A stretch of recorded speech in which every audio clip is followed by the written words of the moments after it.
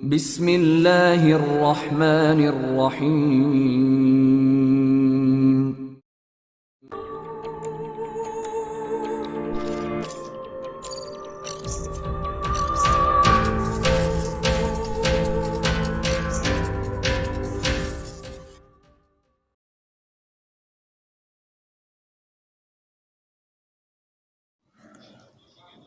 السلام علیکم دوستو، Imran series novel operation high risk by Zaheer Ahmed. اگر آپ نے ابھی تک ہمارے چینل جاسوسی دنیا کو سبسکرائب نہیں کیا تو سبسکرائب کریں اور بیل آئیکن پر کلک کیجیے۔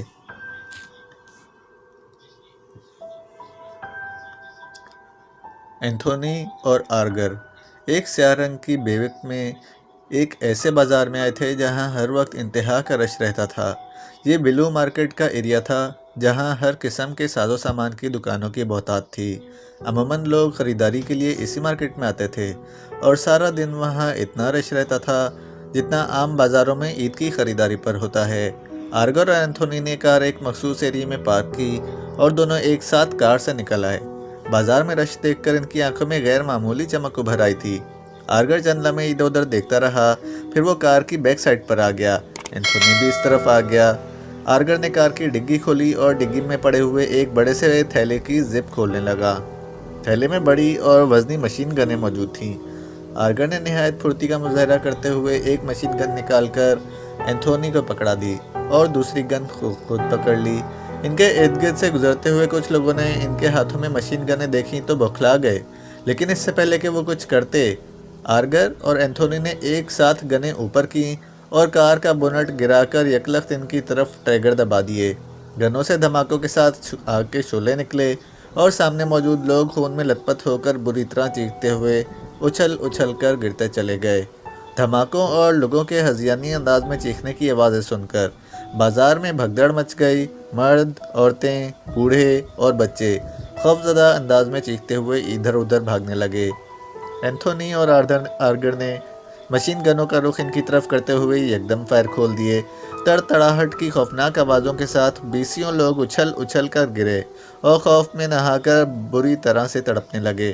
آرگر اور اینتھونی ادھر ادھر بھاگتے ہوئے لوگوں پر مسلسل فائرنگ کر رہے تھے۔ اس وقت ان کے چہروں پر بے پناہ درندگی اور صفاقی جیسے ثبت ہو کر رہ گئی تھی۔ پورا بازار مشین گنوں کی تڑتڑاہٹ اور لوگوں کی چیخ و پکار سے گونج رہا تھا۔ دیواروں میں سوراخ ہو رہے تھے، عمارتوں اور دکانوں کے ساتھ ساتھ کاروں کے شیشے ٹوٹ رہے تھے۔ ہر انسان اپنوں کو بھول کر اپنی جان بچانے کے لیے جہاں سینگ سما رہے تھے بھاگ رہا تھا۔ سڑک اور بازار میں زخمیوں اور لاشوں کے ڈھیر لگتے جا رہے تھے۔ ہر طرف خون ہی خون اچھلتا ہوا دکھائی دے رہا تھا۔ آرگر اور اینتھونی 5 منٹوں تک وہاں خوفناک فائرنگ کرتے رہے، پھر انہوں نے جیبوں سے ہینڈ گرینیڈ نکالے اور ان کی پنیں نکال کر انہیں اس طرف پھینکنے لگے جہاں لوگ اپنی جانیں بچانے کے لیے چھپ رہے تھے۔ فضا کان پھاڑ دینے والے دھماکوں سے گونج اٹھی تھی اور کئی انسانی اعضاء ٹکڑوں میں بٹ کر ادھر ادھر گر پڑے تھے۔ آرگر اور اینتھونی نے ادھر ادھر 2-3 اور بم مارے اور پھر دوبارہ فائرنگ کرتے ہوئے اپنی کار میں آ بیٹھے۔ آرگر نے ڈرائیونگ سیٹ سنبھالی جبکہ اینتھونی پچھلی سیٹ پر بیٹھ گیا اور کار کی کھڑکی سے گن نکال کر فائرنگ کرنے لگا۔ آرگر نے کار اسٹارٹ کی اور اسے موڑ کر انتہائی تیز رفتاری سے واپس سڑک کی جانب مڑ گیا۔ انہوں نے 10 منٹ کارروائی کی تھی اور ان 10 منٹوں میں انہوں نے سینکڑوں انسانوں کو ہلاک کیا اور شاید ہزاروں کو بری طرح سے زخمی کر دیا تھا۔ ہر طرف خون بہتا دکھائی دے رہا تھا۔ جو بازار کچھ دیر پہلے جیتے جاگتے انسانوں سے بھرا ہوا تھا وہ اب مذبح خانے کا منظر پیش کر رہا تھا، جہاں انسانی لاشوں کے کٹے پھٹے اعضاء کے ڈھیر لگے ہوئے تھے اور دونوں مجرم ہر طرف موت کا رقص دیکھتے ہوئے بڑی آسانی کے ساتھ وہاں سے نکل جانے میں کامیاب ہو گئے تھے۔ صفدر کافی دیر سے جولیا کے فلیٹ کے باہر کھڑا عمران کا انتظار کر رہا تھا۔ جولیا کے فلیٹ میں وہ سیر و تفریح کا کوئی نیا پروگرام بنانے کے لیے ملنے آیا تھا، لیکن جب اس نے جولیا کے فلیٹ میں ڈھینگا مشتی کے آثار، خون کے دھبے اور جولیا کو وہاں سے غائب دیکھا تو پریشان ہوئے بغیر نہ رہ سکا۔ خاص طور پر اسے کمرے کی میز پر پڑا ہوا 6 سرخ ستاروں والا کارڈ دیکھ کر پریشانی ہو رہی تھی، جس سے صاف ظاہر ہو رہا تھا کہ کوئی نیا کیس شروع ہو گیا ہے اور کسی 6 ریڈ سٹارز آرگنائزیشن نے یہاں کام شروع کر دیا ہے۔ لیکن وہ لوگ جولیا تک کیسے پہنچے تھے؟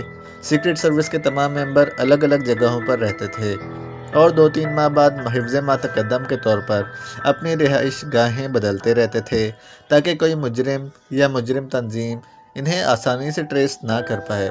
ان ٹھکانوں کا ممبروں علی عمران اور ایکس2 کے سوا کسی کو علم نہیں ہوتا تھا۔ پھر جولیا کے فلیٹ میں اس طرح مجرموں کا پہنچ جانا اور اسے اغوا کر کے لے جانا عجیب سی بات تھی۔ صفدر نے کارڈ کو غور سے دیکھا تھا مگر اس پر کسی کا نام و پتہ نہیں لکھا ہوا تھا، صرف 6 سرخ ستارے بنے ہوئے تھے جو ایک دوسرے کے پیچھے ملے ہوئے تھے۔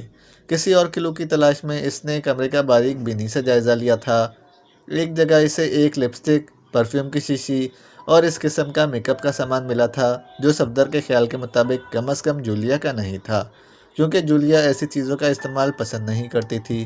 اس لیے صفدر کے خیال کے مطابق حملہ آوروں کے ساتھ جولیا کے اغوا میں کوئی لڑکی بھی ملوث تھی، جس کا شاید لڑائی کے دوران بیگ یا پرس ہاتھ سے گر گیا تھا، جس میں سے اس کی چیزیں نکل کر گر پڑی ہوں گی اور جلدی میں یا پریشانی میں وہ ان چیزوں کو اٹھانا بھول گئی ہوگی۔ ایکس2 کو رپورٹ دینے کے بعد وہ فلیٹ سے نکل آیا تھا اور بڑی بے چینی سے عمران کا انتظار کر رہا تھا۔ عمران ہی ابھی وہاں کوئی ایسا کلو تلاش کر سکتا تھا جس سے جولیا کے اغوا کنندگان کے بارے میں پتہ چل سکتا تھا، کیونکہ عمران ذہانت میں ان سب سے آگے تھا۔ تقریباً 1 گھنٹے بعد اس نے عمران کی سپورٹس کار وہاں آتے دیکھی تو اس نے سکون کا سانس لیا۔ مجھے آنے میں دیر تو نہیں ہو گئی پیارے؟ عمران نے اس کے قریب کار روک کر اترتے ہوئے مسکراتے ہوئے پوچھا۔ نہیں تو، آپ تو میرے اندازے سے بہت پہلے آ گئے ہیں، صفدر نے جواباً مسکراتے ہوئے کہا۔ تو پھر میں واپس چلا جاتا ہوں، جب تمہارے اندازے کے مطابق میرے آنے کا وقت ہو جائے گا تو آ جاؤں گا، عمران نے واپس کار کی جانب پلٹتے ہوئے کہا۔ ارے آپ تو سچ مچ جا رہے ہیں، صفدر نے بوکھلا کر کہا۔ تو تمہارا کیا خیال تھا میں جھوٹ موٹ جا رہا تھا؟ عمران نے اسے مصنوعی آنکھیں دکھاتے ہوئے کہا اور صفدر ہنس پڑا۔ عمران صاحب، مس جولیا کو ان کے فلیٹ سے اغوا کر لیا گیا ہے۔ انہیں اغوا کرنے والوں میں کسی ریڈ اسٹارز آرگنائزیشن کا ہاتھ معلوم ہوتا ہے۔ یہ دیکھیں، یہ رہا ان کا کارڈ۔ اس سے پہلے کہ عمران سچ مچ وہاں سے روانہ ہو جاتا، صفدر نے جلدی سے جیب سے 6 سرخ ستاروں والا کارڈ نکال کر اس کے سامنے کر دیا۔ کارڈ پر نظر پڑتے ہی عمران بری طرح سے چونک اٹھا۔ اس نے صفدر سے کارڈ لیا اور غور سے دیکھنے لگا۔ اوہ، یہ تو ایکریمیا کی دہشت گرد آرگنائزیشن ریڈ اسٹارز کا مخصوص نشان ہے۔ میں تو سمجھ رہا تھا کہ جولیا کو اغوا کرنے میں کسی عام گینگ کا ہاتھ ہوگا، عمران نے متفکر لہجے میں کہا۔ کیا مطلب؟ کیا یہ بہت خطرناک آرگنائزیشن ہے؟ خطرناک؟ اس تنظیم کے سامنے خطرناک اور خوفناک جیسے لفظ کوئی حیثیت نہیں رکھتے۔ ریڈ اسٹارز انسانوں کی طرح نہیں، خون آشام درندوں کی تنظیم کا نام ہے۔ وہ انسانوں کو حقیر کیڑوں کی طرح مار دیتے ہیں۔ ایکریمیا جیسا ملک بھی اس دہشت گرد تنظیم سے سخت پریشان ہے۔ سمجھ میں نہیں آ رہا اس تنظیم کا یہاں کیا کام ہو سکتا ہے، عمران نے پریشان لہجے میں کہا۔ اگر ایسی بات ہے تو مس جولیا اس وقت سخت خطرے میں ہوں گی، صفدر نے تشویش زدہ لہجے میں کہا۔ ہاں، اس کے فلیٹ سے کوئی اور کلو ملا ہے؟ عمران نے چونک کر پوچھا اور صفدر نے اسے جولیا کے فلیٹ سے ملنے والی چیزوں کی تفصیل بتا دی۔ عمران اس کے ساتھ جولیا کے فلیٹ میں گیا اور عقابی نظروں سے چاروں طرف دیکھنے لگا۔ حملہ آور 2 تھے اور ان کے ساتھ ایک لڑکی بھی تھی۔ حملہ آور خاصے جسیم اور صحت مند بھی معلوم ہوتے ہیں۔ کیا مطلب؟ یہ بات آپ کیسے کہہ سکتے ہیں؟ صفدر نے حیرانی سے پوچھا۔ قالین پر جوتوں کے دباؤ کے نشان دیکھو، 2 الگ الگ جوتوں کے دباؤ کے نشان، اور یہ اس طرف سینڈل کے نشان اس بات کا واضح ثبوت ہیں۔ اپنے اور میرے جوتوں کے دباؤ کا نشان دیکھ لو تو تمہیں یہ فرق واضح نظر آ جائے گا، عمران نے جواب دیا اور صفدر نے چونک کر دیکھا۔ قالین پر واقعی جوتوں کے دباؤ کے نشان صاف نظر آ رہے تھے جو خاصے دبے ہوئے تھے، جبکہ ان کے پیروں کے نیچے قالین اتنا نہیں دبا ہوا تھا۔ جولیا نے شاید حملہ آوروں پر حملہ کیا تھا، جس کی وجہ سے ایک حملہ آور کے پیچھے موجود لڑکی گر پڑی تھی اور فرش پر جس جگہ اس کا سر ٹکرایا تھا یہ اسی کا خون ہے۔ حملہ آور شاید لڑکی کو بے ہوشی کے عالم میں یہیں چھوڑ گئے تھے۔ ان کے جانے کے کافی دیر بعد لڑکی کو ہوش آ گیا ہوگا تو وہ اٹھ کر چلی گئی ہوگی، عمران نے کمرے کا بغور جائزہ لیتے ہوئے کہا۔ کیا یہ انداز بھی آپ قالین پر دباؤ دیکھ کر کہہ رہے ہیں؟ نہیں، ایک تو لڑکی کے میک اپ کا سامان جو تمہیں ملا ہے، پھر وہ لڑکی کم از کم اپنی مرضی سے نہیں گری ہوگی، پھر یہ خون کے دھبے جو خشک ہو چکے ہیں، ان میں چند لمبے بال بھی موجود ہیں۔ ظاہر ہے وہ گری ہے اور بے ہوش ہوئی ہے، اور بے ہوشی میں ہی اس کے سر سے نیچے خون خشک ہوا ہوگا۔ جب اسے ہوش آیا ہوگا تو وہ اٹھ کر یہاں سے چلی گئی ہوگی، عمران نے وضاحت کرتے ہوئے کہا۔ پھر آگے بڑھ کر ایک الماری کے نیچے سے ایک کارڈ نکال لیا جس کا تھوڑا سا کونا باہر نکلا ہوا تھا۔ لو، میک اپ کے سامان کے ساتھ لڑکی کا نام و پتہ بھی یہیں چھوڑ گئی ہے۔ نام ہے اس کا مایا دیوی اور پتہ ہے، ارے یہ تو اسی علاقے کا پتہ ہے، آؤ میرے ساتھ۔ عمران نے کارڈ پڑھتے ہوئے کہا اور چونک پڑا، پھر وہ تیزی سے باہر نکلتا چلا گیا۔ صفدر بھی اس کے پیچھے ہو لیا۔ ایک دو گلیاں گھوم کر وہ ایک دوسری بلڈنگ میں آ گئے۔ وہ رہائشی فلیٹس کی 2 منزلہ عمارت تھی۔ دوسرے فلور پر آ کر عمران ایک فلیٹ کے دروازے کے پاس آ گیا۔ مس مایا دیوی، فلیٹ نمبر 410، یہی ہے اس لڑکی کا پتہ، عمران نے کہا اور دروازے کے سائڈ پر لگی کال بیل کا بٹن دبا دیا۔ اندر مترنم گھنٹی بجی اور پھر قدموں کی آواز دروازے تک سنائی دی۔ کون ہے؟ اندر سے کسی لڑکی کی نقاہت بھری آواز سنائی دی اور صفدر گہری سانسیں لے کر عمران کو داد بھری نظروں سے دیکھنے لگا، جس نے واقعی اپنی خودداد صلاحیتوں سے جولیا کو اغوا کرنے والے مجرموں کی ساتھی کا پتہ لگا لیا تھا۔ پولیس! عمران نے تیز لہجے میں کہا۔ پولیس؟ اندر سے لڑکی کی بوکھلائی ہوئی آواز سنائی دی۔ جی ہاں، دروازہ کھولیے، ہمیں آپ سے چند ضروری باتیں کرنی ہیں، عمران نے سنجیدگی سے کہا۔ ریڈ اسٹارز تنظیم کا کارڈ دیکھ کر اس کے چہرے پر سے حماقتوں کا نقاب اتر گیا تھا۔ اس وقت وہ حد سے زیادہ سنجیدہ دکھائی دے رہا تھا اور اس کی سنجیدگی دیکھ کر صفدر کو احساس ہو رہا تھا کہ ریڈ اسٹارز آرگنائزیشن کس قدر خطرناک اور خوفناک ہو سکتی ہے، جس کی پاکیشیا میں موجودگی نے عمران جیسے انسان کو بھی سنجیدہ اور انتہائی پریشان کر دیا تھا۔ مگر لڑکی نے گھبرائے ہوئے لہجے میں کہا اور پھر اس نے دروازہ کھول دیا۔ وہ ایک 20-22 سال کی خوبصورت لڑکی تھی، جس کے چہرے پر بے پناہ گھبراہٹ اور پریشانی کے آثار جیسے ثبت ہو کر رہ گئے تھے۔ اس کے سر پر پٹی بندھی ہوئی تھی، جس سے ظاہر ہو رہا تھا کہ پٹی باندھنے میں اسے زیادہ دیر نہیں گزری تھی۔ عمران اور صفدر کی جانب وہ حیرانی سے دیکھ رہی تھی۔ کہاں ہے پولیس؟ آپ کا نام مس مایا ہے؟ جی ہاں، مگر آپ اندر چلیے، ہمیں آپ سے چند ضروری باتیں کرنی ہیں، عمران نے سخت لہجے میں کہا۔ اس نے لڑکی کے چہرے کو دیکھ کر اندازہ لگا لیا تھا کہ وہ کس ٹائپ کی لڑکی ہے۔ کیا آپ پولیس والے ہیں؟ کہا نا، آپ اندر چلیے، اندر چل کر ہم آپ کو اپنی شناخت بھی کروا دیں گے، عمران نے سخت لہجے میں کہا اور لڑکی سہمے ہوئے انداز میں دروازے سے ہٹ گئی۔ عمران اور صفدر اندر آ گئے۔ چھوٹا سا فلیٹ تھا اور بے شمار خوبصورت اور قیمتی چیزوں سے سجا ہوا تھا۔ فرش پر قالین بچھا ہوا تھا اور ایک طرف نہایت قیمتی صوفہ سیٹ بھی موجود تھا۔ کیا آپ یہاں اکیلی رہتی ہیں؟ جی ہاں، مایا نے گھبرائے ہوئے لہجے میں کہا۔ صفدر، دروازہ بند کر دو، عمران نے صفدر سے مخاطب ہو کر کہا اور صفدر دروازے کی طرف بڑھ گیا۔ یہ آپ دروازہ کیوں بند کروا رہے ہیں؟ دیکھیں، میں کوئی ایسی ویسی لڑکی نہیں ہوں، میں بے حد شریف ہوں، میں یہاں اکیلی ہوں، اس کا یہ مطلب نہیں کہ آپ مجھ سے زبردستی کچھ بھی کر سکتے ہیں، مایا نے چیختے ہوئے لہجے میں کہا۔ تمہارے گھر کی آرائش اور تمہارا حلیہ دیکھ کر مجھے اندازہ ہو رہا ہے کہ تم کس قدر شریف ہو۔